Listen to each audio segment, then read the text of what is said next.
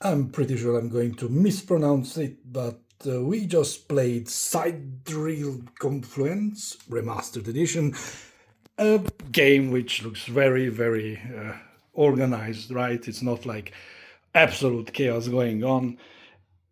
Oh my god. So basically, what happens is that every player is going to play one of these alien races, right?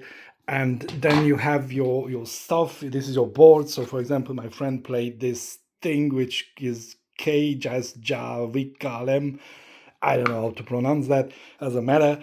And every single player has their these converters, right? So the converters are really basic. It's really easy. It's nothing much. Like, for example, here it says that if you give two of these yellow cubes, then they convert into a victory point, into a black cube, and into a green cube, right? And basically this is it. It's very basic. You constantly have to convert resources, tokens, whatever, and you can, like, for example, the nanotechnology, if you somewhere you build a card which is generic engineering, you can upgrade with that card. You can upgrade into nanofabrication. It gives you other things as well. And basically these are like colonies, and colonies give you, like, if there's nothing in front of the yellow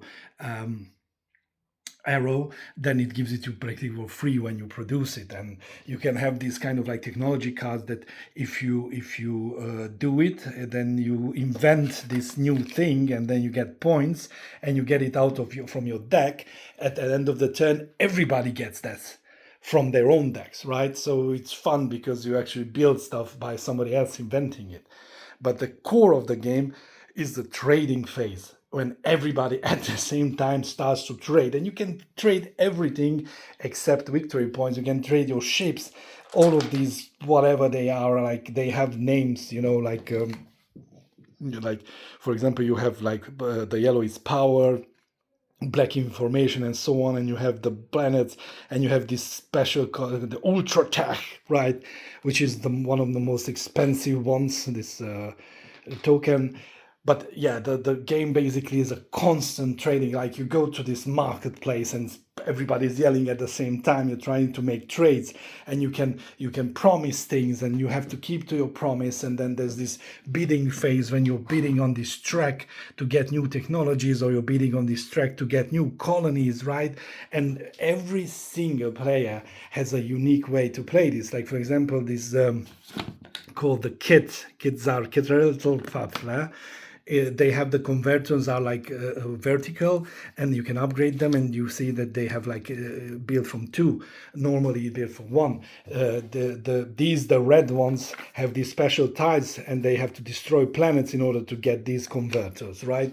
The green ones, they have a lot of problem because their ships are only counted half the power when they're trying to get a new colony. But when they get a new colony from the bidding, they can put this token on them, and it doubles the output.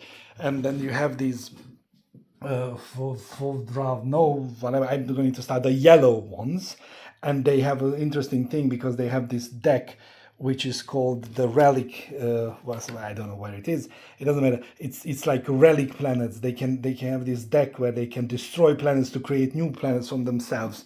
And then there's the blue ones, who, for example, need to have a fleet, because if I want to run this converter, I need to spend one fleet from here, and you have to build up your fleet in order to do it. So yeah, it's great. And there's also like four or five more complex alien species. But in all, this is a chaotic game. It's not that difficult.